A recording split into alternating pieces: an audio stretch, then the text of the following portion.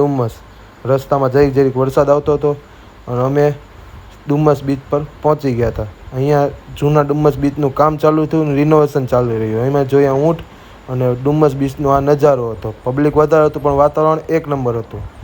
તો પાણીના ભરતીના કારણે અમને પોલીસવાળાએ પાછળ કાઢ્યા. તો પછી અમે ખાઈ લીધી મેગી અને મેગી ખાઈને અમે સીધા આવી ગયા નગરવનમાં. નગરવનમાં અમે બધા પક્ષી જોયા અને પછી અમે સીધા ચાલ્યા ગયા પેરોટ જોવા માટે. આ હતો કંઈ ઉપર ડુમ્મસ બીચનો નજારો.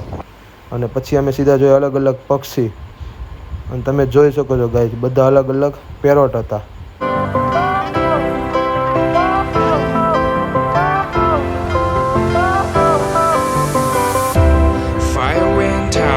Lights went down when you feel lost in your shadow. Don't feel alone. Parrot જોઈને અમે ત્યાંથી નીકળી ગયા. બાજુમાં બનાવેલું હતું એક્વેરિયમ, તો ત્યાં અમે અલગ અલગ જાતની ફિશ જોઈ. ફિશ જોઈને અમે સીધા નીકળી ગયા ઘરે જ જવા માટે. તો મળીએ છીએ હવે નવા વ્લોગમાં. વિડીયો ગમે તો લાઇક, શેર ને સબસ્ક્રાઈબ.